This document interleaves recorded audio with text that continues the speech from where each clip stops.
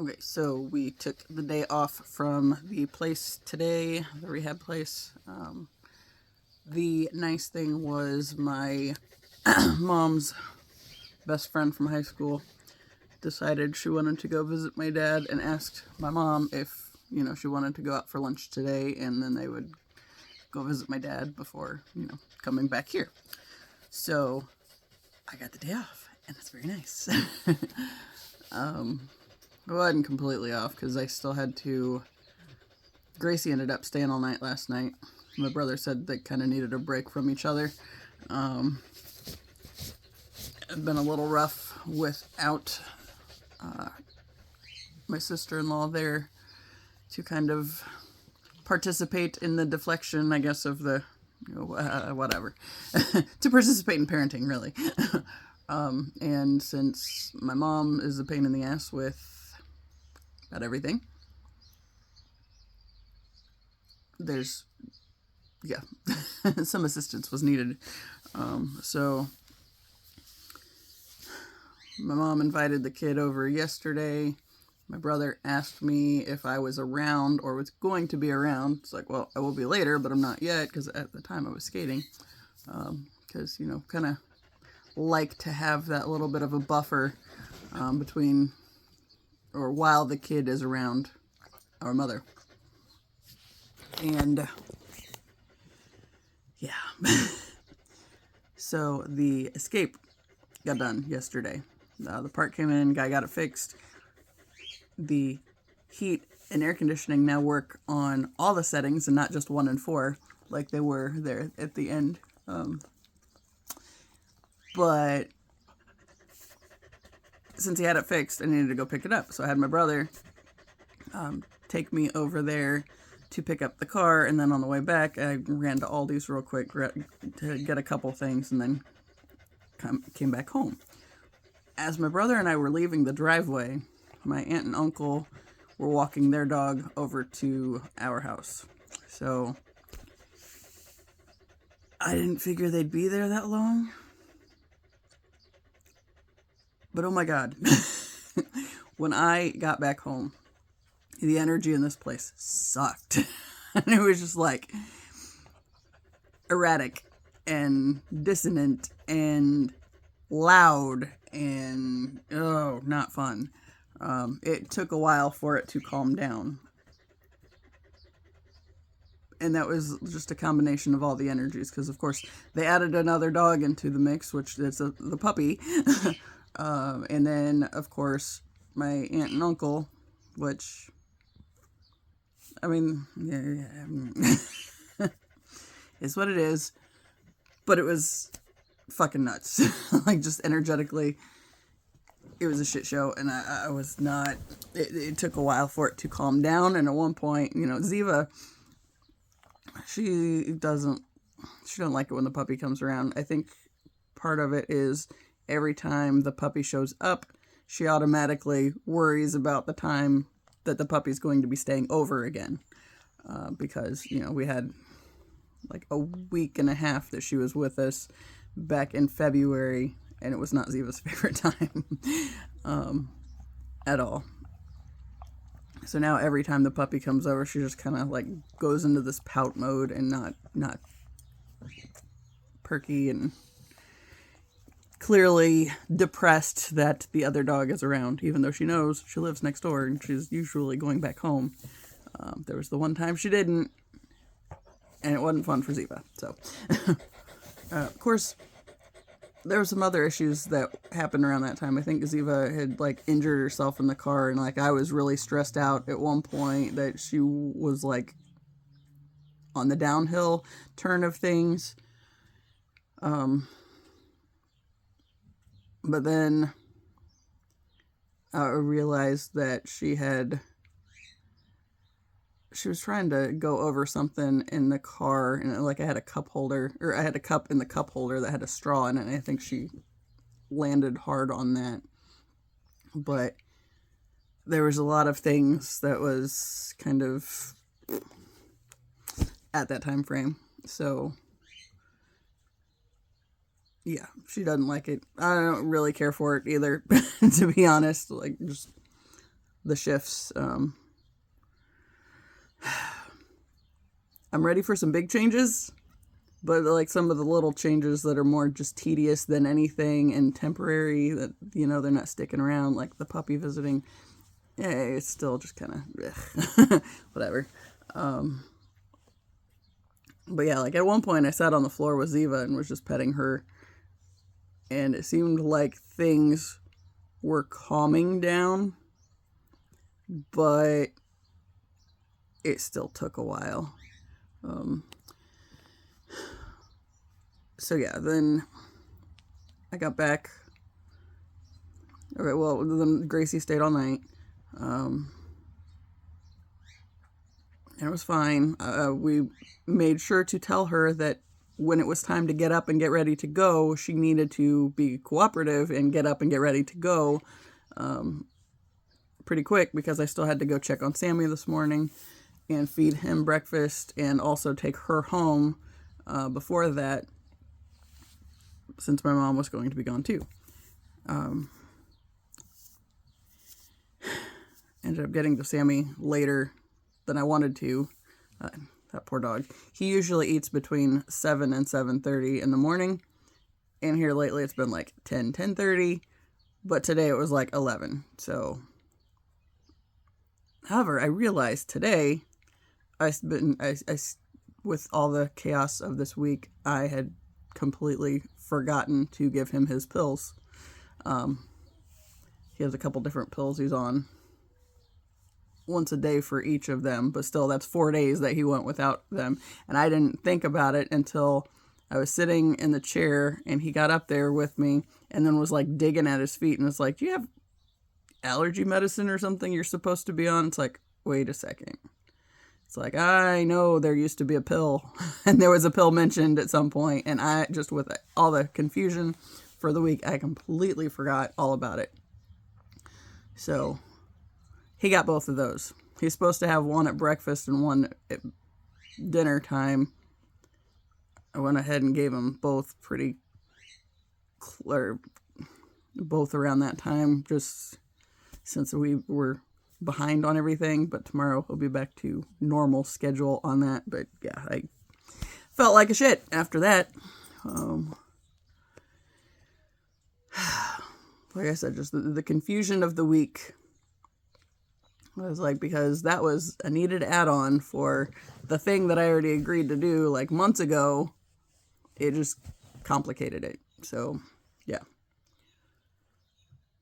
Luckily, now I caught it, so we can get back on that, and hopefully all is well, and he's not itching like he was before. So, oops.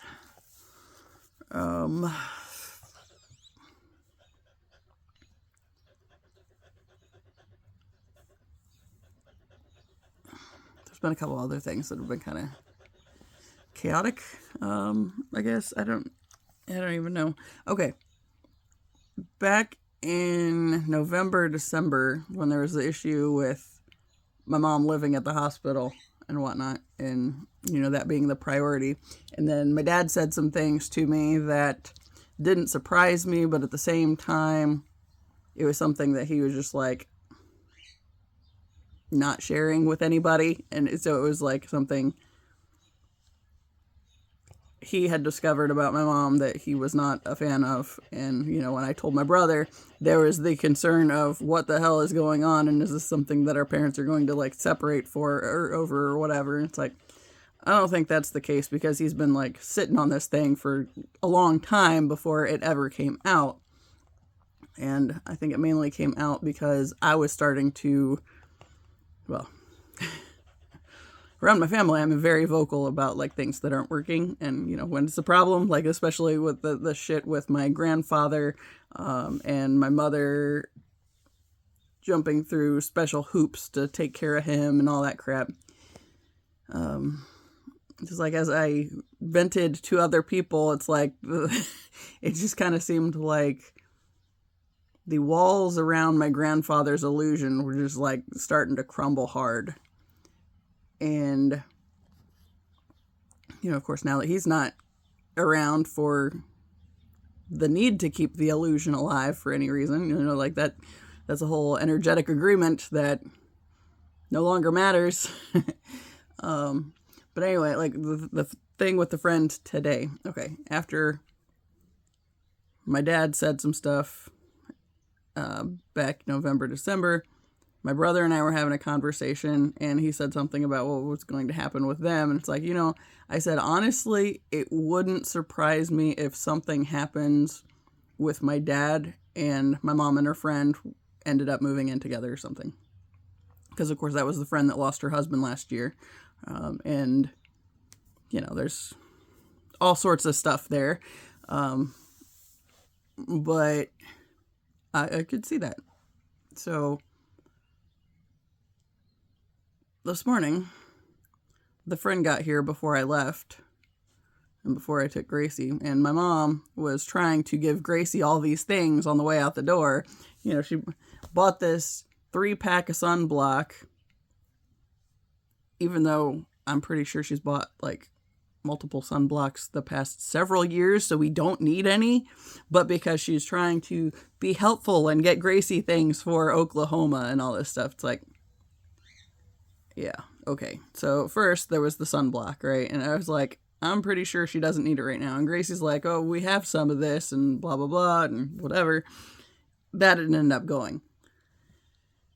My brother has requested multiple times for my mom to stop getting Gracie cereal. And yet today, we couldn't leave before she's throwing another bag of cereal at Gracie to take home. And while she's in the middle of, she and Gracie are having this conversation about the cereal, and she's getting the cereal, and then she sticks her thumb through the bag of cereal and had to put a piece of tape over it or whatever. And there's this whole ordeal. And I was like, okay, are we done getting the kid more things that your son has asked you repeatedly to stop doing? And, they all just kind of look at me because I said the thing that I wasn't supposed to say. This is grandma spoiling the kid, and that's supposed to be okay. I was like, the friend says, well, it's a grandma thing. Oh, grandmas do it and blah, blah, blah. And I was just kind of like, that's a problem, because when he's requested her to stop getting the cereal over and over and over again, and yet she continues to do it because the kid likes cereal. She's not taking into consideration why they don't want her having all the cereal and stuff in the house, which part of it is they think she's lactose intolerant, and, she's got some health stuff with that. So if she's eating the cereal, because she's not going to eat the cereal without the milk on it, and then then there's going to be the side effects from having had the milk and all this stuff. It's just like, it's just one issue after the other. The reason it is a problem for grandmas to just be grandmas and do whatever they're doing is because you're literally just running over the top of boundaries that are trying to be put out there, and showing that you have no reason to respect boundaries. And if you have no reason to respect boundaries, why would you ever, why should you have any involvement in the child's life, for God's sake?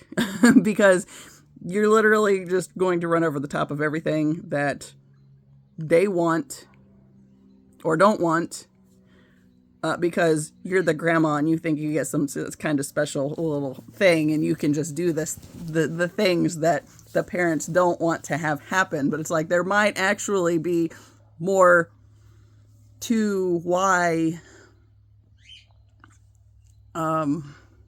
it's not wanted, right? Why it's not appreciated, and even at times detrimental to the child's well-being, because the kid likes it, so you don't think that you should have to be mindful of the boundaries. It's like, this is literally why I've been so caught up with like the toxic things that have been going on in my family, and like why I've been like, why I've had so much to work through on that end. And it's like just seeing all the different layers of boundaries being disrespected and how others are impacted by the boundaries being run over. And it's like, when I was walking out the door, because I was, there were some things that I was kind of wanting to say to the friend, but that I did not say to the friend. But as I was leaving, it's like my mom is just going to have a field day with letting her friend know how awful I am, because this, of course, since I'm the one seeing the problems and saying something, whether anybody's there or not, to my mother, she's getting her feelings hurt because that's the narcissistic thing, that she's the victim, right? So she can never be more than the victim, except for when she's the fucking terrorist. And it's like, oh, there's just so many, it just runs so deep. So now I'm seeing like all these different spaces that have inserted the wobble when I've been trying to make any kind of change in my life, or when I would see problems in the past, why I got so bogged down with the bullshit and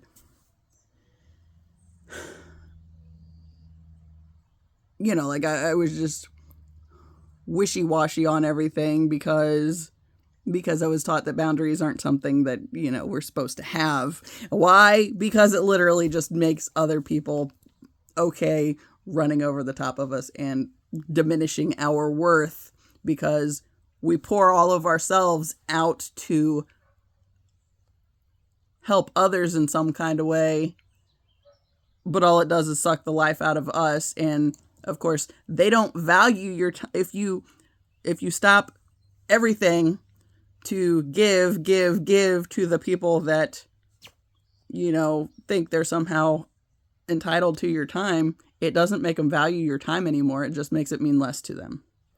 Right? So in the pushback, realizing why I've had so many issues on this stuff, it's like now that like all these different layers of things coming to my attention, it's just like, the fuck? No wonder this has been so goddamn complicated.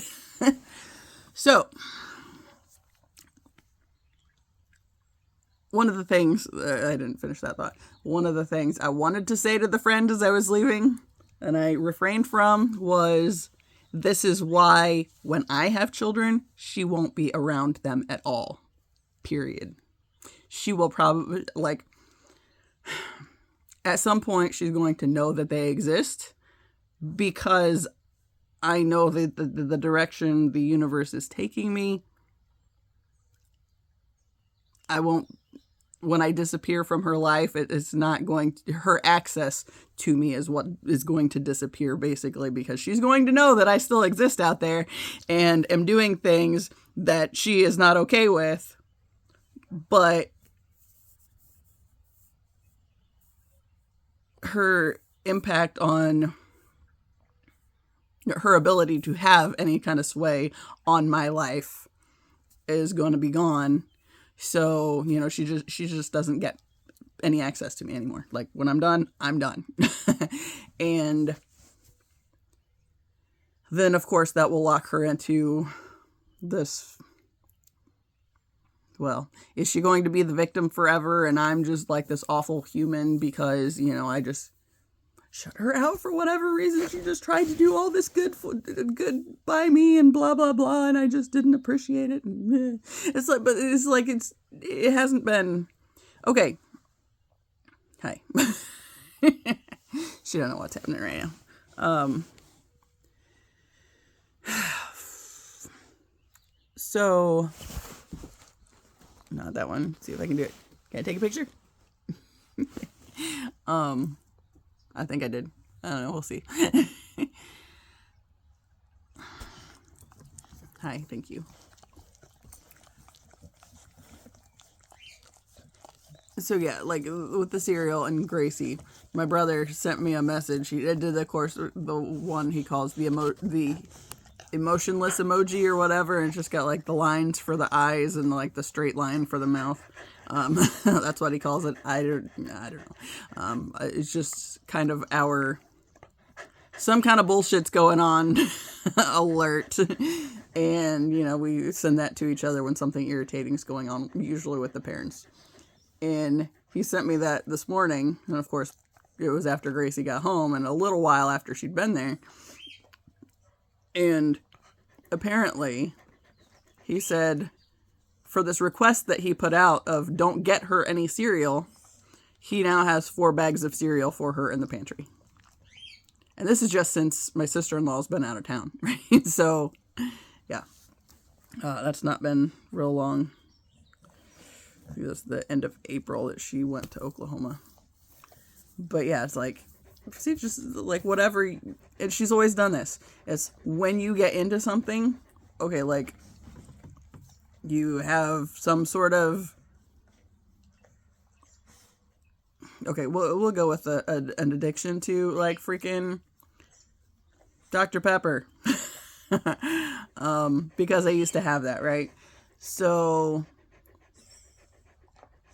anytime in my like high school years, whenever, if I got onto something like that and it was like I was drinking a ridiculous amount of it or something, it was always going to be there. And it did not matter how many times I said I wanted to stop it. If I was drinking it, she was going to get more of it because I was drinking it.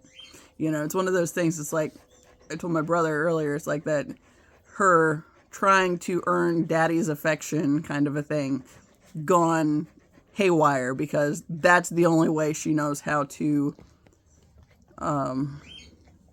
prove that she cares about you or whatever, is to feed the addiction. The thing you don't want to continue, she's going to feed that, right? So, I had it with Mountain Dew at one point. I had it with Dr. Pepper at one point. Just all the sugary shit that it's not helpful for anything, not beneficial in any kind of way, but because it's there and available, it just becomes a thing that you are drinking. And, like the daily beverage habit there for a while. I've talked about that several times as well. That was one of the hardest things I had to break. And literally what it took happening was my aunt going out of town.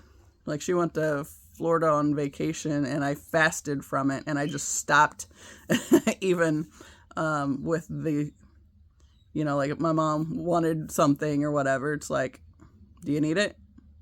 Do you have something else at home? Because I'm not going, just because you want the fountain beverage, her thing is Diet Coke, and just because you want that, I don't want that anymore. And she's broken that habit a few times to some degree. But it's usually my aunt goes out of town, so it's not just a habit of doing this bonding thing. And, only after those situations are met can I get away from it. And it's usually I fasted for like 2 or 3 days and completely disconnected from the mindset of wanting it. And then it was just, whatever. But it's like anytime, it's never the good things. Like she's always like, the things that have involved creativity in any kind of way on my end, like those are very much not supported. But the bad health things, those are supported. But of course, my grandpa's whole life was everything that's going to kill him. And now, my mom, she's had like 12 knee surgeries.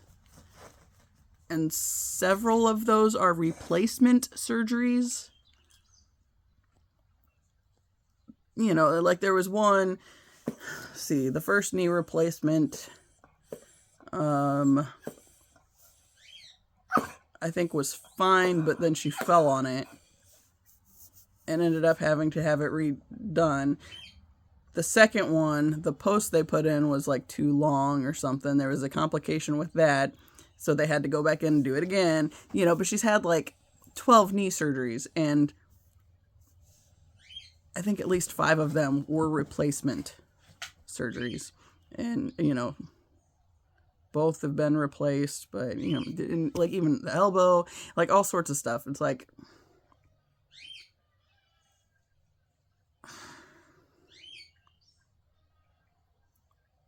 she's always, okay.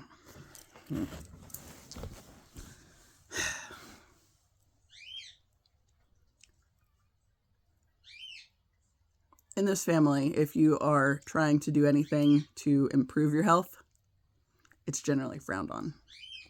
And not directly frowned on, but frowned on in some kind of way. Like, okay, so there's all sorts of, multiple heart patients in the family, right? So they were still making it a Sunday night thing to meet over at my grandparents' house and have the desserts. And they would never coordinate on it. So there'd be like 5 different desserts, which of course, those aren't getting eaten. It's like one dessert would be okay. We don't need 5 different desserts, and then everybody's taking a little bit of everything home, but it's mainly getting thrown out. So now we're wasting money and, the food. But it's always the shitty food that's going to make you feel shitty.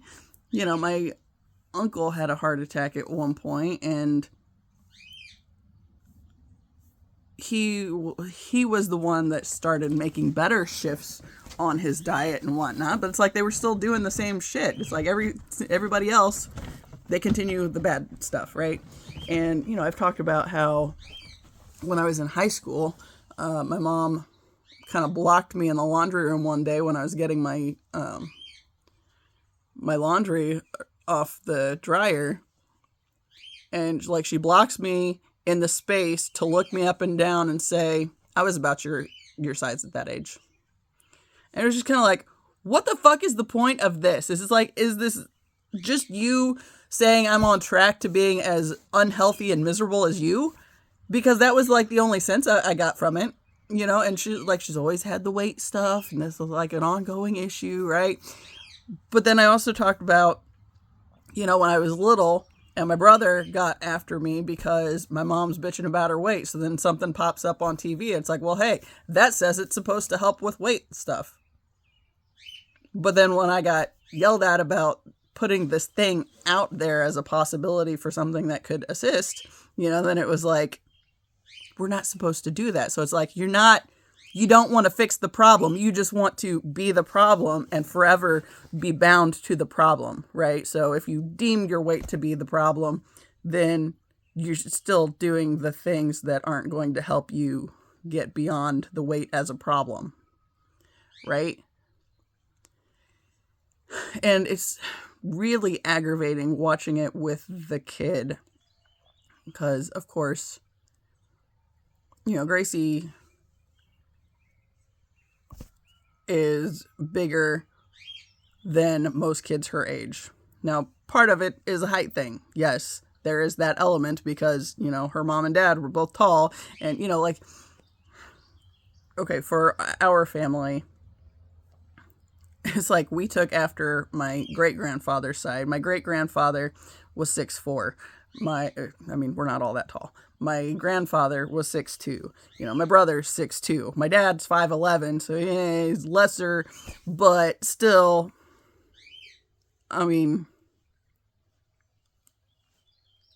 yeah, but then like the next in line, my mom's middle sister, was like her side took after the short side, right? So, her daughter, I think, is like 5 foot. My great grandma, at least when she died, she was like around 4'10". But it's like our line we're the ones that have the taller people. So like I'm 5'8.5", and I think that's actually more like average tall, I guess. I don't know.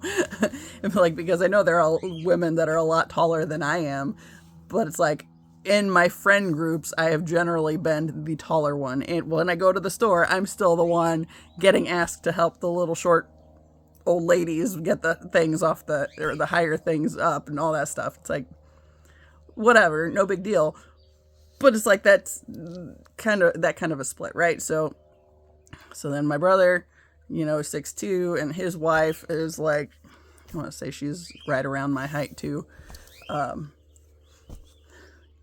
So there's some height for Gracie as well. And I think when they had her at the pediatrician and talked to him about, that stuff, he said she very easily could be 6'2" to 6'4". So there is a height element. The weight element is, of course, perpetuated by the people that are like, okay, yes, she's just like us. She's overweight too. So let's just keep feeding into this because she's one of us and this is how we're supposed to be. But it's like, that's not how we're supposed to be. That's how you choose to be because you're not willing to do anything to try to do differently. Like one of the biggest things for me, I talked about playing roller derby for a while, and, okay, to start with, any pictures that I was in, like the first season or two with roller derby, it's like, why do I always look like I'm going to cry? I mean, obviously I cry a lot. That's not the question right there, but it's like, I always just looked really pained and life hurt. But, that of course is one of those mentalities that my father, is all about perpetuating as well, because, he's miserable in his life. Right. So roller derby, I realized, was like, okay, my entire life had been this one way of being. Then I decided to do the roller derby stuff, and it opened up possibilities of other ways of being, right? And I think one of the things that I am the most appreciative of my roller derby time was the fact that it gave me a safe space to try on different aspects of my personality, stuff that I outgrew the stuff my family was doing, or like the way they saw me. So it gave me a safe space to try out different ways of being, right? Of existing in the world. But the biggest thing was the first day of the new skaters workshop that I went to. I don't even remember. Somebody had said something to me, and I don't remember what the conversation was. What I remember is honing in on the fact that I was like actively trying to talk myself out of it in my head. And it's like, I got to a point where I realized it's like, I always quit in my head long before my body ever gives out on me. So it's like, that is obviously something that bird, Buddha!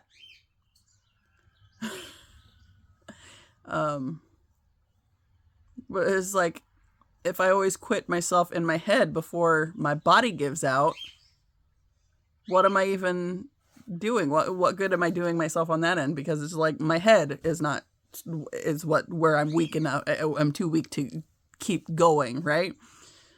So then, roller derby taught me, I learned how to skate better. I had to face a bunch of things. There was I had this chronic fear of falling for a long time. And one girl one day was like, "What are you afraid of?" She's like, "If you fall, you'll get back up, right?" She's like, the floor will be there to catch you, or the wall, or whatever. So it's like, it'll be okay. You can get back up. Why is it that big of a deal? It's like, why is it that big of a deal? So, once I stopped, I mean, it definitely was not an overnight thing. That was a consistently having to work on it thing. And even then, it was still, I talked about the the time I thought I was having a heart attack after the first season. And it was in the off season for practice, but I didn't go get checked out in the middle of the night when I was having the issues. I did do a follow-up with the doctor the next day, and he was like, he said, now, if you think you are having a medical emergency, go get checked out. There are places that exist to help with these things. You know, we would like to keep you around in the world for longer. And it's like, for whatever reason, I just had this block and could not wake, you know, because of course, since I'm still with my parents, it's like I could not wake them up. If they had been up, I would have said something, but I wouldn't have presented it as this is a big deal. It would have been, yeah, so maybe we should go for a field trip because I feel off and not sure that it might not be something serious. You know, so even then, like the way I would have presented it was like completely diminishing it. So then it's that poses the question of, okay, so why is that the thing that I would have done? And because I was having these conversations in my head with, if I woke them up, it's like I didn't want to wake them up. If they were already awake, then this probably would have been the conversation. But then it's like, but why is that the conversation? And it's like, at the end of the day, it's like I wasn't valuing myself at all. So if anything had happened, honestly, the bigger thing is I've always had this awareness that there's been a lot of the shit in my life, but I've kept going. And I feel like because I've kept going, like the universe isn't just going to like, okay, well, she's done. So it's just, you know, that's it. This is the end of this existence. It's like, I've always felt like I'm here for something much bigger. And because of that, since I've kept going, I wasn't done, right? It's like there was more to, like, we didn't come this far to only come this far. And, you know, thus far, yes, I have a lot of things that I am grateful for. At the same time, the really good stuff hasn't got here yet, right? So it's like, even the things that are good about my life, it's like, I know there's even better coming. And I just always had this sense of the universe didn't bring me through all of the shit that I've been through in my life to just kill me off in the end, this last little bit, right? Or have this be the last little bit. It's like, we're not there. We're not to the really good yet. So, and I know that there is really good on my path. The biggest catch has been getting out of the way of being that constantly talked myself out of really believing that across the board, you know, because of course there was that element of, you know, not ever doing things because my family didn't want me doing things because, well, because then I would break the cycle and then they'd have to face the fact that if I can change, they probably can too, but they don't want to. So it's moving beyond the wanting to and fucking doing it, you know? So I got to pee, so I'm going to pause this real quick. Okay, so now I got to remember where I was. Talking about family drama and derby stuff. Oh, yeah, the derby thing was like the biggest thing that taught me was it got me used to skating and, you know, starting to do things that felt fun when I was doing them, you know, just, you know, of course, when you have wheels on your feet, you're inclined to kind of play around with the wheels on your feet when you're standing around talking to people, especially with other people with wheels on their feet.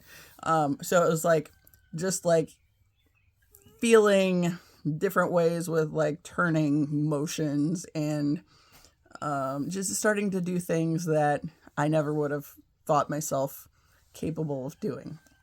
And like one thing was skating backwards took me a long time to figure that shit out. And of course, part of, one of the things that we would have to do with derby was skate backwards some, get used to that feeling. And, I would have people skating laps around me. I would always move to the outside lane because I didn't want to get in the way. But then even that is like a continuation of this idea that I was always somehow in everybody else's way. And I was afraid to take up space and to exist in any kind of, space that I was trying to be in. Right? So like that's one of the things that I've always done is try to shrink myself to not be in people's way.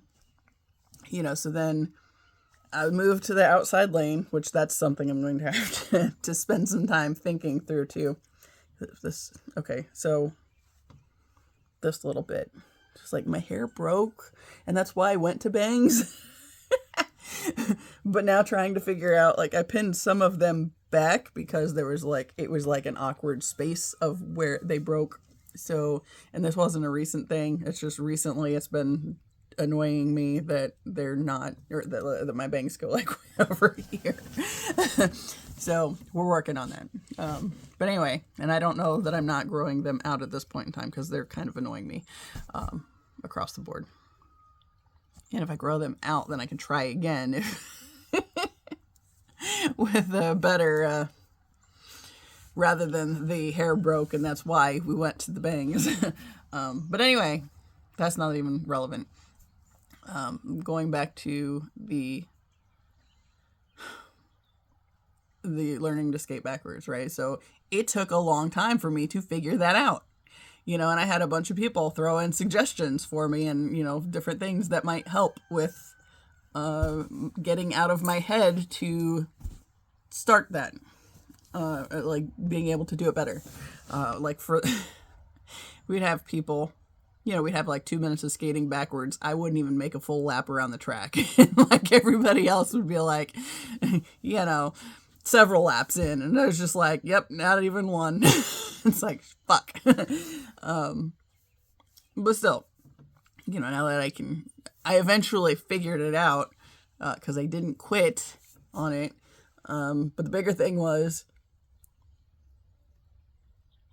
like once I started skating by myself outside, then I realized that I really liked skating and just being outside in general. And it was the getting back into my body, and it's like, okay, like I know Aaron Dowdy is one that I've heard talk about, like the experience of trauma in your early years kind of pushes you to where you're more existing in this state of being hypersensitive about not doing the things that are going to bring more pain in some kind of way. Like, okay, if you have a toxic family like I have had, being hyper vigilant about avoiding the things that bring the negative attention from my narcissistic mother or narcissistic grandfather, for instance. Because I was hyper vigilant about all these things with them, it pushed me to this other level of existing that I was very disconnected from my body. And skating helped bring me back into my body, which has been huge. And also like one of those things that I think the world very much doesn't want us to do, because after you have been in that state of hypervigilance and then trying to, once you connect more with your body and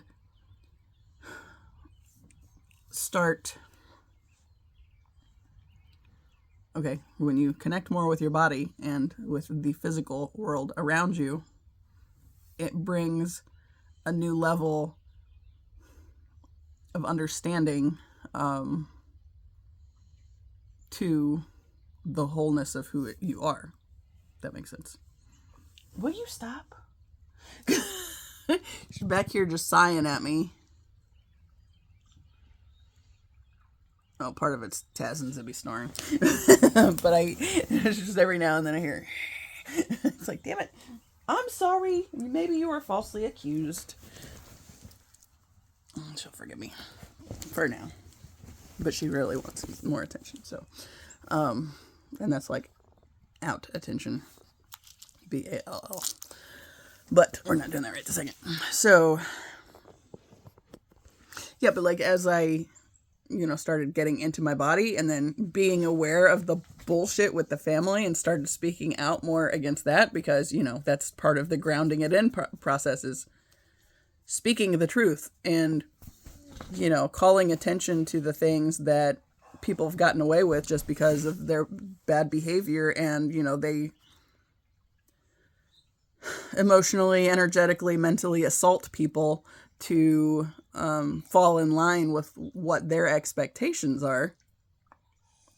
Because like once you are in the state of hypervigilance, but then you start getting reconnected to your body, then you're able to speak more about the stuff that's a problem and why it's a problem, which of course the illusion and those that are set on living in it don't want to hear. Because if we start speaking the truth more about the things that are a problem and why they are a problem, then that means we're less okay with existing in the state of bullshit that allows people to get assaulted and killed for other people to have more money, for example, if you want to just look at the government situation.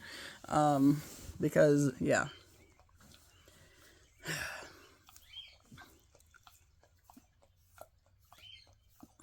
Tessa's now licking my foot.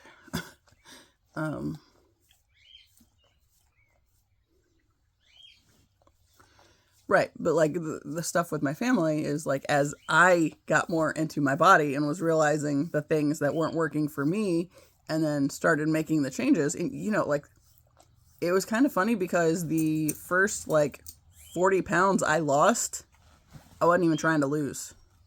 It was literally just, at one point I had this conversation with myself, on one of the morning beverage runs where I was thinking that I did not need that much Dr. Pepper in my life. And I thought about breaking the habit, but then it's like, this is kind of a freaking ordeal to have to break because, of course, like I said, I have to wait on my aunt to go out of town, so that's not the the bonding element or whatever. And then, just choose to fast for a few days, which is just, not that my aunt has any problem with fasting or whatever, but it's just easier when she's not in the middle of it being like, hey, let's go do this thing that we do every day just because we do it every day. It's like, yeah. But in one of these conversations I'm having with myself one day, I was like, when it is time, this is going to fall away so easily that I won't even hardly notice that it's not the thing anymore. It's like the bad habits will just lose their pull for me, and I just won't, I'll just not do them and, not even know what happened, but then it'll come up, right? So then, I had a doctor's appointment. I wanted to say it was in May because I was having a lot of headaches, and this was after the heart attack scare and getting put on blood pressure meds. So then, that was like August, and then the next year in May, I went because I was having a lot of headaches. And I think the bigger part for me going for the headaches was to have a weight that was closer to accurate at my high point. Because then what happened was, then I ended up with the second season of roller derby because I had the heart attack scare, and I was back in my head psyching myself out on going to practices for a while that I didn't make the charter initially to be able to roster for games. And there's a bird taking a bath.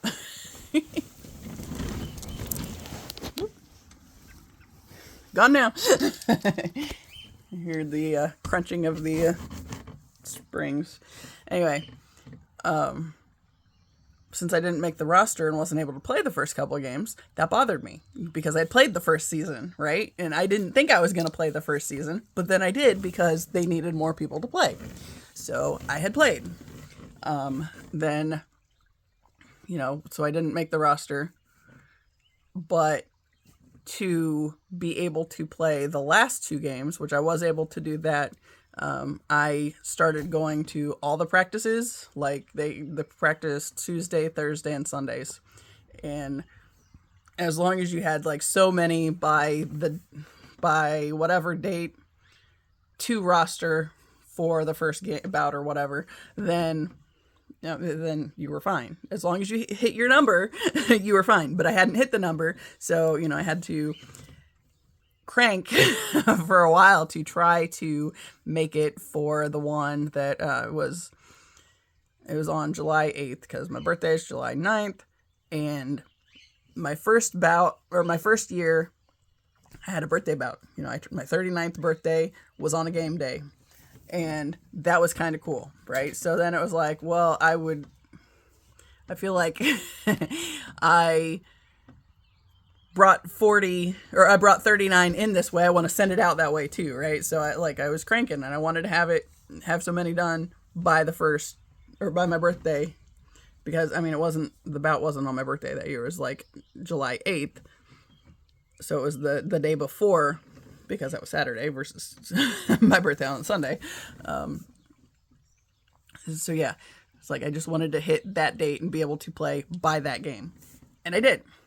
But in order to do that, I was going to like all the practices for a while. And because I amped up what I was doing and was practicing more, I got to a point where I started toning up and noticing it, right? Because I think the first, going into the first season, I think, like, I noticed that things were toning, but I still had enough chunk that it wasn't like a drastic change, because I still had crappy eating habits, but then that appointment to the doctor for the headaches, then I saw where I was weight-wise at that point in time, which was basically just to show me, for future me to refer back to. I had a solid date with, what my weight had been at that point in time. So then, I start this job at this factory, and, I was moving big metal parts to be loaded onto these machines to be welded, the early stages of building a car, right? And yeah, so okay, I'm gonna show him. He's back. He's gone. Anyway, I talked about my waterfall out the window at one point. That's it. There's a bunch of weeds out there. That is not a weed. The purple thing is not a weed. That's kind of a weed. However, it was intentionally planted on the other side of the pond, and then it just kind of took over and became a weed. But it's actually a plant, but it's just an invasive one. We did not yield to that, in spite of the warning that it would do that. But yeah, and my iris. That's pretty cool. But yeah, like some of that's a lot of weeds. But yeah, anyway, I talked about showing my waterfall outside of my window at some point in time. The last time I showed it, it was off, I think. So there it is. But anyway, so July, I have to do the physical for the place. It was because I had some kind of like my shoulder has been hurt at some point in time and caused me pain, so I had to get cleared that I was able to do the job without it being a problem, right? So that was the purpose of the physical. So I did that. Whoops. Taz almost fell off the bed. You're gonna do it yet. I'm sorry. Don't sit on the edge. No. All right, that's enough. Enough. I'm gonna throw a ball for a minute. Hold on. Okay, so I started leaving my phone on the dresser to come back to, and I was like, wait, why would I do that? I've done videos out here before, so I'll just take it with me.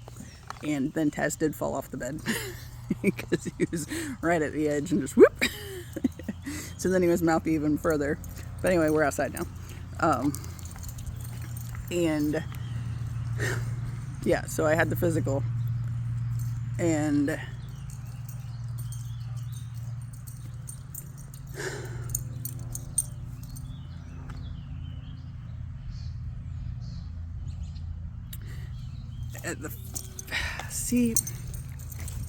no, I'm not entirely sure on my order. At the physical, I went to the other side of the doctor's office. I didn't see my doctor. I saw the nurse practitioner on the other side. And I thought, because there was like 10 pound or 10 to 15 pound weight loss, I thought their scale was wrong. Did not occur to me at all that I was doing things differently, and that was actually contributing to the weight loss. I just thought their scale was wrong. So, then I start the job, and I'm walking, I don't know how many steps in this place, and it was a whole lot of go grab the part, take it to the machine, hit the button on the machine, for it to do the thing, and then clear that out, and then, come back down to have the next part loaded. So it was a lot of pacing back and forth between the machines. There was a lot of walking in the building, because of course, it's a big ass parking lot.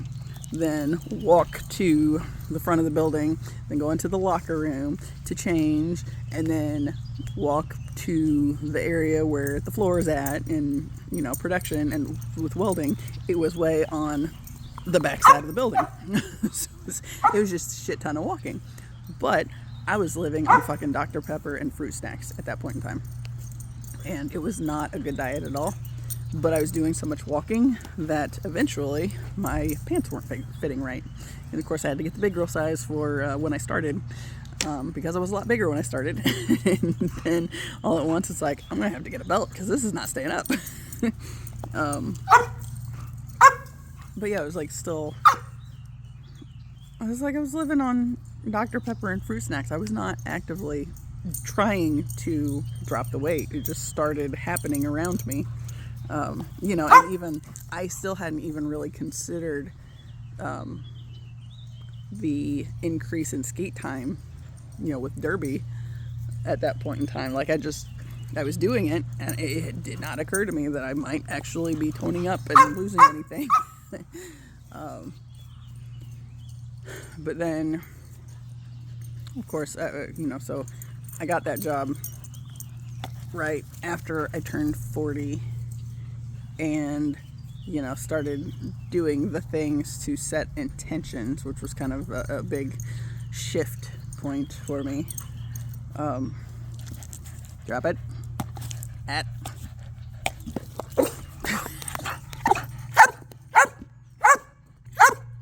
This dude's way of playing is he likes to steal the ball before I can get it. So let's see. Okay, here's the ball. Ah. This is his game. He wants to get it. There we go. Normally it comes out of the stick, and then it's a whole issue. And half the time it's a matter of who can get it first. Can I smack the thing on the ball quick enough, or is he going to grab it quick enough? So it's like, that's his game. Oh. Stop, please. Yeah. Backwards. The problem with the stick is once he pulls on it so many times, it doesn't hold the ball real well either. They're nice initially when he does that because he makes it so they can actually come out of the stick. So this is the favorite stick at the moment. The other one, the newer one, it gets stuck in there, so it's hard to send it in a certain direction.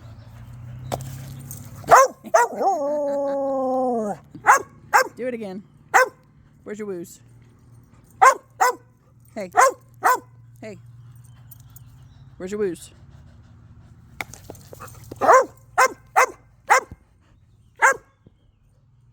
Almost hit the stop button. That would have made me very angry. Actually, probably would have just annoyed me more. But yeah. Ow! Anyway, so with 40 came intention setting. And I'll finish that in the other room again. Okay, so with 40 came intention setting. And we're currently having an issue. Dennis tried to get on the bed and his like last foot wouldn't come with him, and before he could get it, Gidget went over and got in his face, so he fell off the bed. And so he's not sure what he's doing. He might just stay down there, but she's trying to be a brat. So damn it, what the fuck is happening there? Anyway, yeah, so anyway, intention setting. So I turned 40, get the job. One of the first paychecks, that was the big thing. I decided to, I don't even know how it came up exactly. I know there was a girl that I was working with right after I got trained. She had a nose ring, and I kind of liked the double hoop that she had.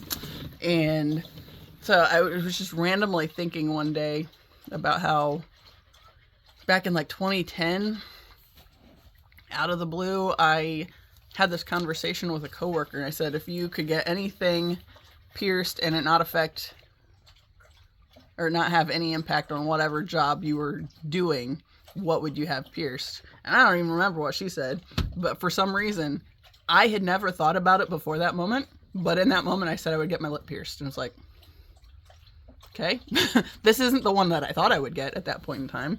But then I had this day where I was thinking about it because, you know, the girl had the double hoop on the nose, and it was like, kind of like that.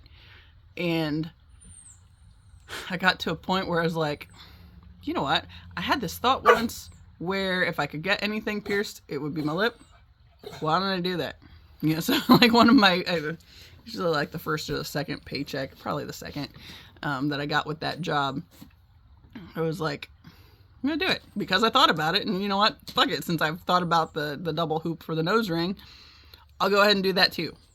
I mean, which I've never switched it out. It's just 2 holes. My onyx and pseudo ruby. But yeah,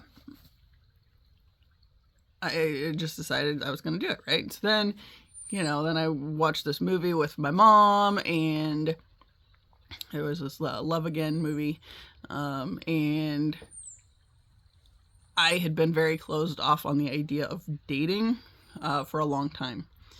And when I was getting my divorce, obviously that's draining in and of itself, you know, and just all the things that have to be disconnected in that situation. And I still fucking get mail with the old name on it periodically, and I loathe that. Like, I cannot tell you how much I loathe that, because it didn't seem like it was difficult at all for the Jones name to just poof when I got married, but that other one will not go away since I've gone back to the Jones name. It's like, the fuck. So it's pissed me off, right? But anyway, I did get on a dating app for a little while, and it was like the universe was showing out with all the shitty options. It's basically, I wanted to see what was available. What was available was so, you know, and I've talked a lot about how there was the one guy on the dating app that, you know, in his profile information, it was like, if you have or have ever had green hair, don't even bother talking to me because I'm looking for somebody to take to church. And I was just kind of like, oh, so it's the green that's special. So there's green in here somewhere.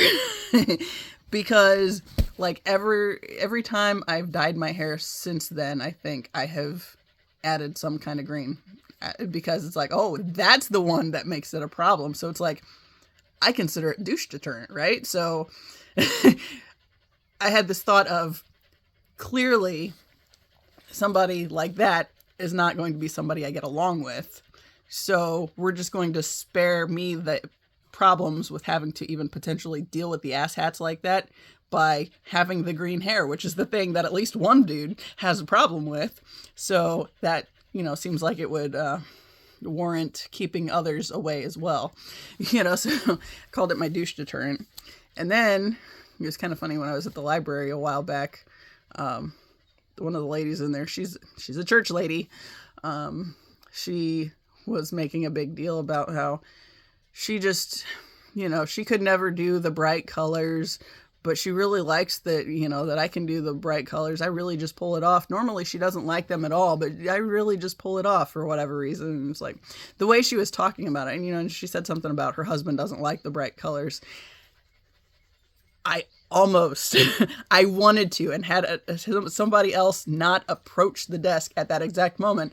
My next line of of thought was, yes, I call it douche deterrent, because I know that anybody that has a problem with my hair is not somebody I'm going to get along with. So we just use it to ward off the trashy energy, right? So yeah, and it helps. But yeah, it's like the universe suddenly like when I was on the dating apps, it just kept presenting these really shitty options. I had one dude that got pissed during the pandemic that I didn't respond to him quick enough, because he thought we might be a good match. It's like, you didn't think we might be a good match. You've been on this fucking dating app for long enough. You were getting tired of not having any kind of options out there. And I seemed like I maybe didn't suck compared to some of the others you might have seen on the app. It's like, he came at me, and okay, it was a few days. Like, he sent me this icebreaker thing, and then didn't even give me a chance to respond to it before he's sending me another message to, just reach out. And he's a good guy. And that, the good guys do, yeah. But then it's like, I had just started back to my work week, or I was in the middle of the work week, however that was working out. I wasn't in the mood to respond because I was working 12-hour days, right? So, and this was the factory before the last one. And finally, I was going to wait until my day off to address it, because I did not have the emotional, mental, psychological bandwidth at that point in time to kindly say, no, thank you. Yeah, based on what? Just pictures and the profile information. What happened was he got irate that I didn't have the decency to respond to him, and sent me this shit message. And I was I got back to him and I said, thank you so much for revealing your red flags to me. And I went off on him, and it was a very well thought out, and pointing out the fact that this is the middle of a pandemic and you are acting like a bitch because I didn't respond to you quick enough. It's like, you don't know what my family situation is. You don't know what my work situation is. You assume that I should just be desperate to find somebody, and not that kind of desperate, dude. But yeah, I have no problem. He didn't outright call himself one of the good guys, but he's definitely somebody that would introduce himself as one of the nice guys. And, just, I don't understand why nothing ever works out for me because I'm a nice guy. And, we don't really learn. Because girls don't really like the nice guys, right? It's like, it's because the ones that proclaim to be nice guys are never the nice guys. They are actually more often the ones that are more, they think they somehow are entitled to access to you like that. Yeah, guess what? You're not. So yeah, fuck that. But anyways, I just had all these those kind of encounters, and it's like, this is not gonna work out for me.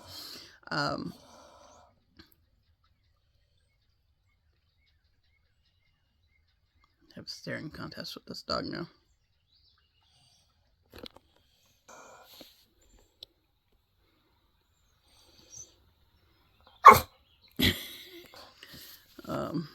Disregard my paint clothes in the background and the box of pictures that fell off the stack because there's clothes there. It's a hot mess. I'm still working on it, y'all. It's actually been a little bit of an intermission for a while, but stop. Hey, no.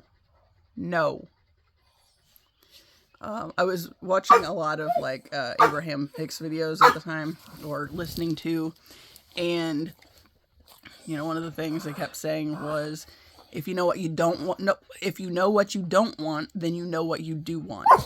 You know, and that, like, I think that was the biggest thing on that end, was it's like, okay, I know somebody who judges me because I have my hair a certain color or whatever. It's not somebody I'm going to get along with. So, you know, add in douchebag with green hair and blah, blah, blah. It's like, okay, so I know that is not something that I want, right? So I remember thinking at that time, anybody I end up with is going to love me for me, regardless of like what I choose to do with any of this, right? 11111. Stop. Annoyed the sister because I put the brother on the bed. Stop. Hopefully it shuts him up. The last time he tried to jump up here, she got in the way, and so he didn't want to get up. He wanted to get up here. He didn't want to get in her way or have her come after him. So yeah. Anyway, but like, it's just those little things were coming up. So it was like opportunities for me to say, no, I don't want that, and this is why this doesn't work. You know, to kind of have some kind of frame of reference for what I did want, right? Because I didn't know. But then, you know, so I watched the movie, and I put out the intention that maybe I'm ready to think about relationships again, right?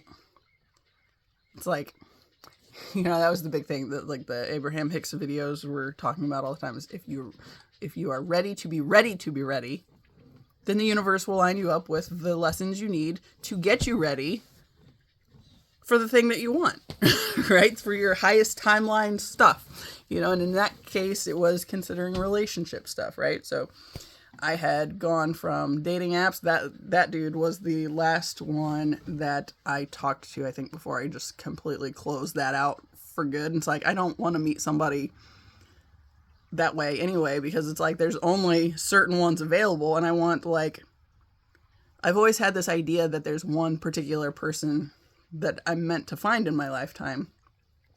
And that's never gone away. It just, you know, when I was listening to the conditioning of the world, I doubted it, was the biggest thing. It's like, I've always had the idea that there's one specific person out there for me that I'm looking for, but because everything else suggested that, you know, that's bullshit for whatever reason, I gave in and went along with what the world was telling me, because I didn't know why. But now it's like all these different layers of it, with seeing all the different ways that I've chipped away pieces of me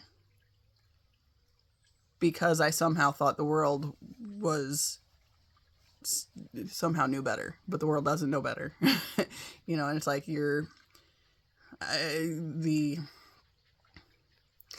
most of us are shut off from being able to actually have truly loving relationships because we're shut off from the heart space. It's like, you have to come into the fullness of who you are to really connect with the heart even. And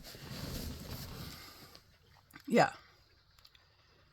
So, like, most of what you see in the world, it's like there are aspects of things that, you know, might demonstrate love in one way or another, but it's like they're all conditioned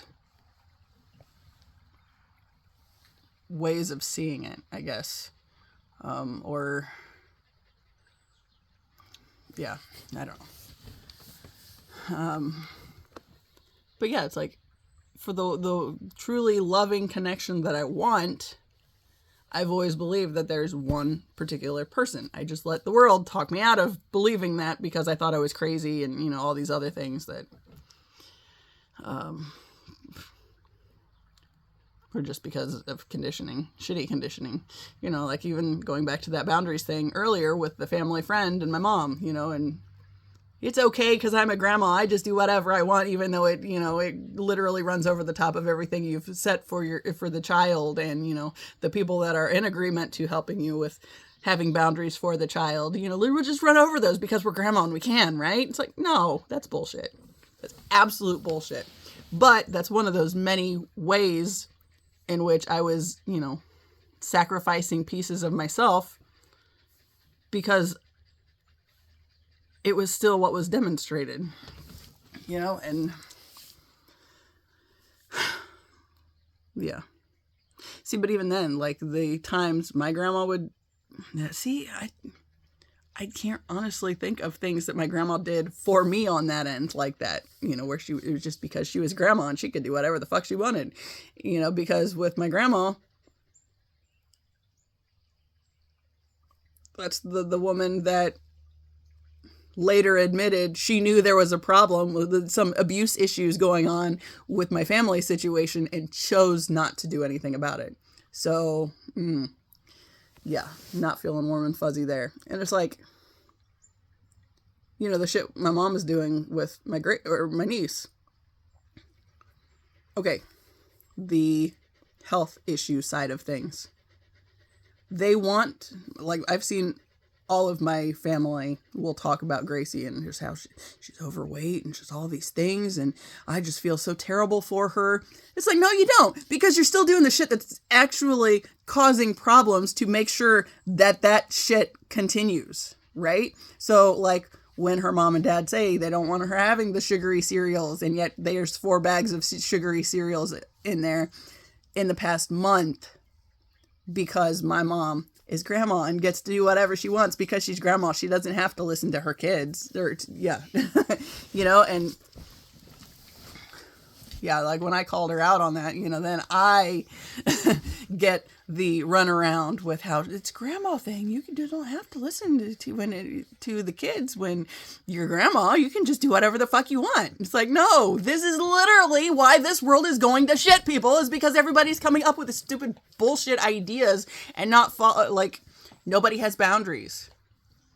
Like, we're not supposed to have boundaries. Like, our boundaries are literally assaulted over and over again on a daily basis to chip away at us, to prevent us from being able to do this thing where we say the stuff that makes us sound bad from time to time, but calls attention to the fucking problem to begin with.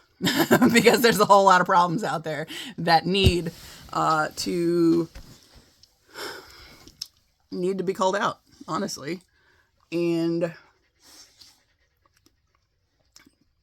obviously our governmental system is not, it's going to call, you know, it goes back to that thing where I talked about the one day, how like Christianity or the idea of Christianity is just basically, you know, it gives you the idea that you have some kind of special thing that nobody else has access to, but all it actually is doing is calling attention to the stuff that shows you're not conforming to our bullshit.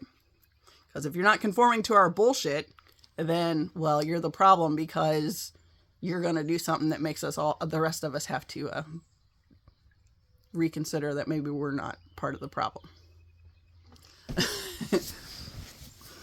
Yeah, it goes, I think the way I talked about it the last time was, you know, having a stain on your shirt. It's like, it shows you, you know, here's this basically false light element, because religion is the false light, right?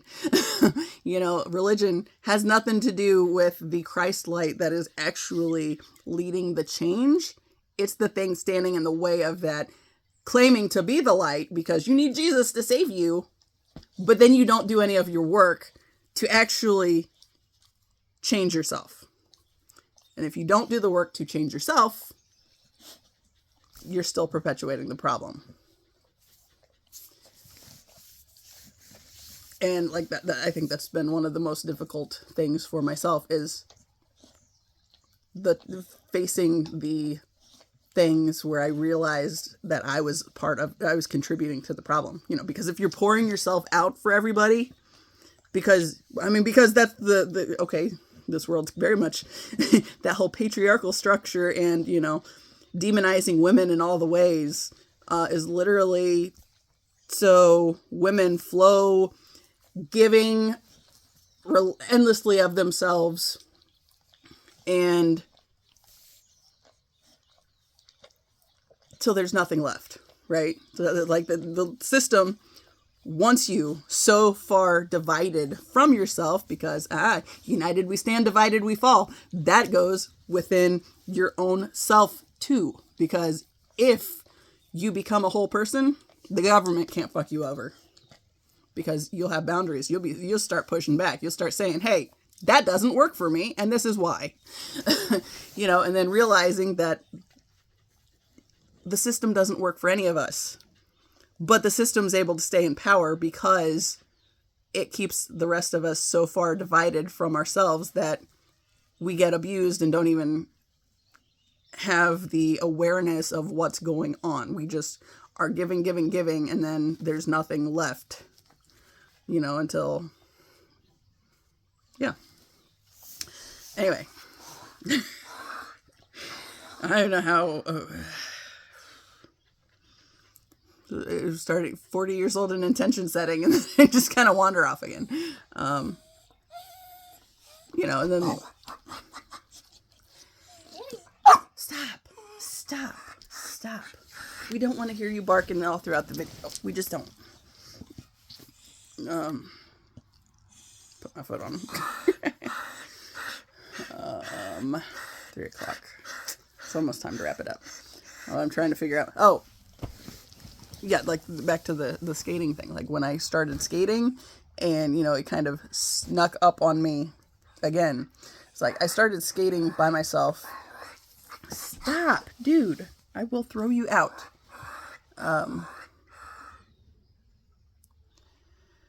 So with the intention setting, with the 40 was, or the lip ring was, would never again work in a job that asked me to be anything less than 100% who I am. The movie with my mom was putting the intention that I was ready to consider like dating stuff again. But then, in order to get to that point, we had to like slam the door completely on like all the bullshit connections and return to myself and the awareness that there is one specific person that I'm looking for in my lifetime, and it goes to that whole twin flame thing. It's like I knew vaguely that this thing existed out there, but I didn't know what it was. Even though I started looking into it a couple times along the way, and it's like it kind of started moving some things in a favorable direction on that end, to get to where I wanted to go, kind of a thing. But yeah.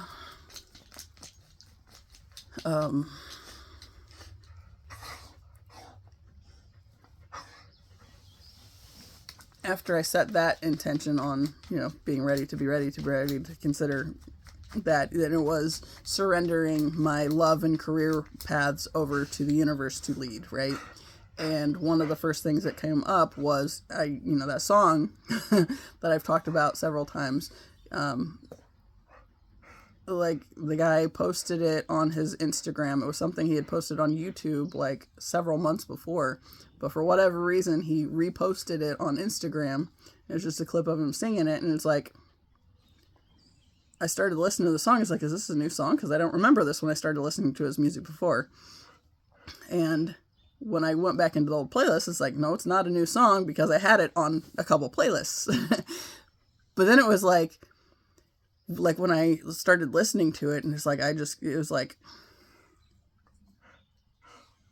it felt like somebody out there in this world knew the weight of the stuff I was carrying too. And it's like that common thread connection of, this is some heavy shit we've been dealing with, but now it's time to, really sit with that and start undoing that and understanding the things that have led to this, right? So, like, as I found the song on YouTube and was watching the video, it's just him singing the song.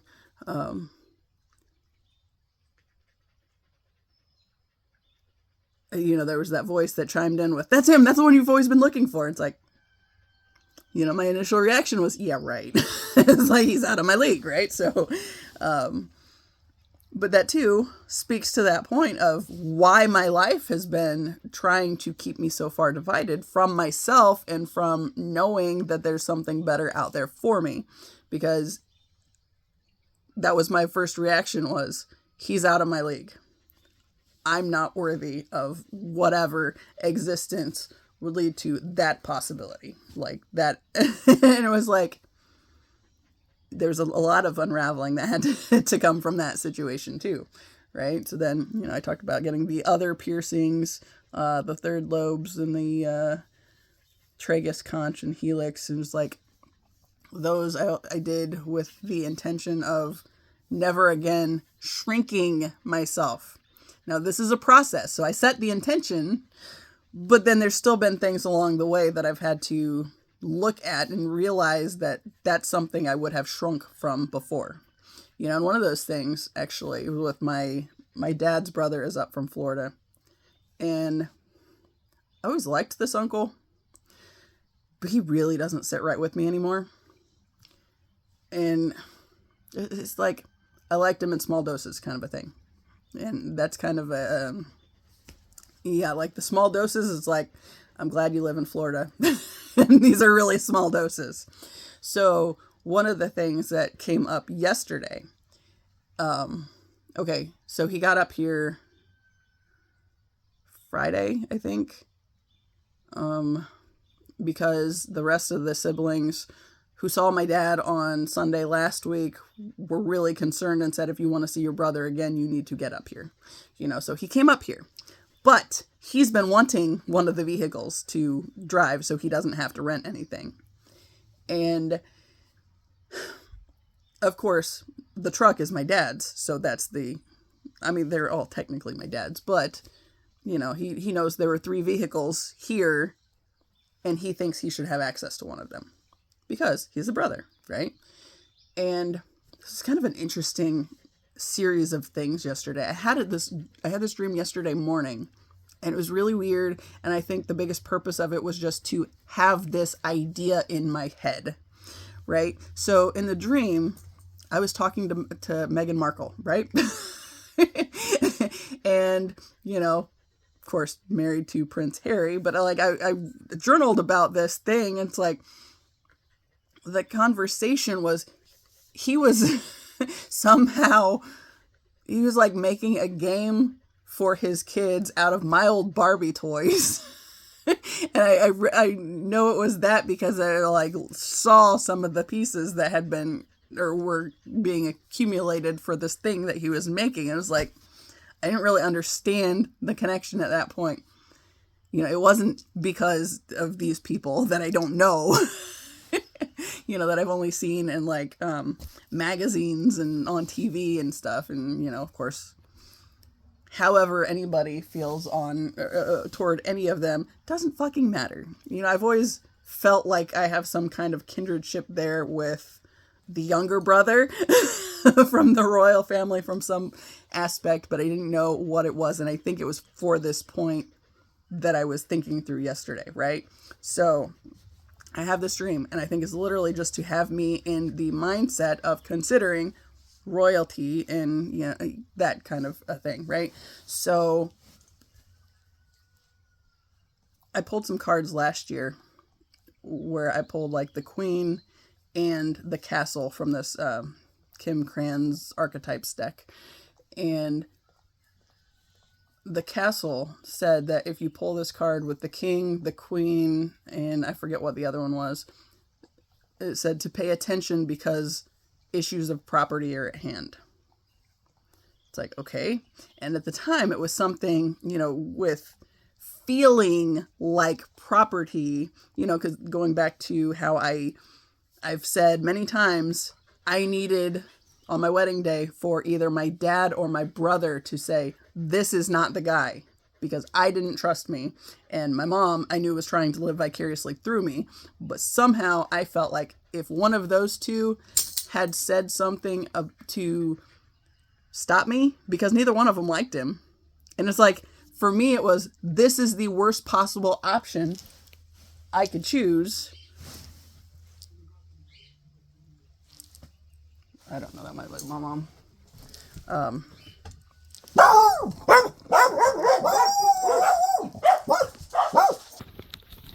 Okay, not my mom. It was a package being delivered. It's like, no, that wasn't Karen's car. Karen has a little red car. And I remember this because Karen's like, I think she's less than 5 foot tall. And I tried to move her car once. It was I like had to fold myself in to like get in there enough to like have my foot off the ground when it was moving. But yeah, it was, yeah. Anyway, it's like, yeah, that's not Karen's car. Karen has a red car. Anyway, so issues of property. So with the wedding, it's like I needed my dad or my brother to release me from this idea that I had to marry this toxic person, right? And it's like, for me, it was, I found the worst possible option. So you would say something, but then they didn't say anything. So then it was just, I have to marry the worst possible option because this is what my life's led me to, you know. And my mom said that I didn't have to, and it doesn't matter if this money's been spent, but it's like at the same time, I also knew that with my mom and how she is about money, it was always going to be an issue, right? So it's like, nope, we've got this far, so we're apparently going with it. So anyway, you know, issues of property, right? Going back to, okay, my mother told my uncle, okay, my dad told my uncle, no, on the vehicle, we do not have any available for driving or for him to drive, right? He knows there are 3 vehicles. He knows I've had one, then my mom's had one, but she's not able to drive, and my dad has one, right? I don't think he knows that my brother has my mom's car at this point in time because his car went to Oklahoma with his wife. So he's been borrowing that one. But it doesn't matter, right? So my dad told him last weekend, our cars are busy. You know, mine was in the shop. And you know, even that's not mine, it's theirs, but it was in the shop because, you know, it wasn't starting right and having other issues. So finally got fixed, thank God. But yeah, like when we were at the rehab hospital the other day, I took my mom over there and we had just gotten in there and my uncle called and then my dad had to go to the bathroom. So my dad hands me the phone to talk to my uncle and I was like, fuck, I don't want to talk to him. But fine, I talked to him, right? And so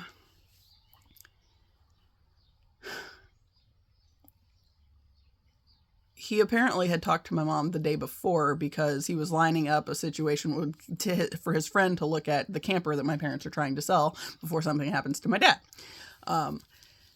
And, well, before something further happens with my dad. So my mom told him then, we do not have an extra vehicle for him to drive while he's here.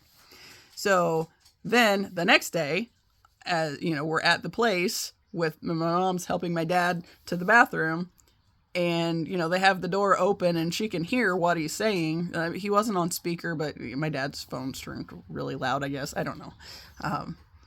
My uncle asks me if the truck's being used. It's like, yeah, a lot. And I said my car was in the shop and it's like, so that's the one I have to drive because Wayne has the other car, right? So it still didn't matter. Yesterday, he shows up and is driving my aunt's car, which, you know, his older sister, and she and her husband are in the car. I think her husband had some kind of health scare recently too, but my uncle was driving them. And they were going to the rehab hospital to see my dad. My mom, they told my mom, I guess, beforehand, and she said, well, since you're going, can you take some things up there to him? You know, some more clothes and stuff. So they did. So they came here to get that. I pull in the driveway because I'd been gone over at the family friends that, I've been dog sitting, and like there's no other vehicles in the driveway. Like there was my aunt's vehicle with the three of them in it. And then I pull in with the truck. And I get out of the truck, and my uncle immediately says something about the truck and driving the truck. And it's like, yeah, driving the shit out of the truck because that's what I have to drive. But he, before he left, he said something else that still sounded like, he was pushing to want that vehicle. And it was like, having this weird dream, bringing this royalty concept to mind beforehand, what I was thinking yesterday after, I was, I said that to my mom. It's like, why does it sound like he's still not believing that he cannot have access to that truck? And, or like he's still wanting that truck. And she said, it did sound that way, didn't it? It's like, yeah. So, of course, we're not saying anything about the other one being picked up now. But either way, I think I'm probably going to tell him to fucking get over it. He will not have that truck. But what I was thinking was, going back to that property piece, he deems himself somehow worthy of his brother's property over his brother's own family's space with that connection first. So it's like, this is one of those kind of icky connections, isn't it? And it's like, he's looking at his brother's property and he thinks he somehow should have access to it, which actually makes me wonder if he was not a big part of the reason my dad's truck blew up when my dad was when my dad went to basic training. My mom's always said that my grandma drove the shit out of it and like turned it into a piece of shit. But now I'm kind of wondering if that uncle didn't have something to do with that as well. It's like, yeah, because it was like, that was the big thing, was they were always talking about how proud he was of this truck and, it was his baby and all this stuff. But then, he got back from basic training, however long he was gone for that, and it was shot. It was like, yeah. But, that just made me really sit with that idea of this is like a property thing. And he thinks he is somehow, the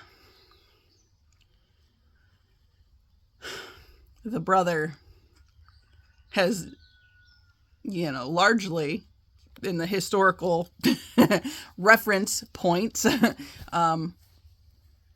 been over the wife and children, right? Because we're taught to believe that women are nothing, right? So whatever property there is, the brother should somehow have access to, right? It's like, no, that we're not on that timeline no more, buddy. And yeah, you want me to tell you again? I will flat out fucking tell you to your face that you do not get this truck, and stop fucking inquiring about it because you don't fucking get it. And you're not going to. You've been told multiple times. Fuck you and your inability to listen. So yeah. Anyway. Yeah, this whole thing is like a whole, oh my God. Just all the things that I'm finding are connected, and like just the different ways, like even with the giving away pieces of yourself. And it's like, now that I'm choosing not to do that anymore and facing these things that it's like, this is bothering me and I don't know fully why, but then also being led to see why it's bothering me. It's like, there are all these energetic agreements that people go into, mainly because we've been conditioned to think that, women are somehow property included over, and men are the only ones that, the whole patriarchy bullshit, which a big, massive fuck you to anything patriarchal, by the way.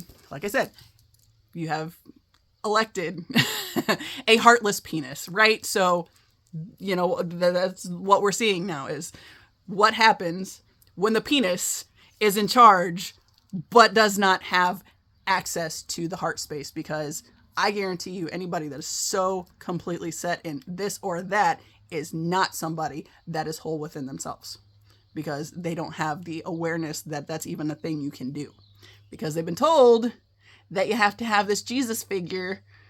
You have to, you have to come to Jesus and, basically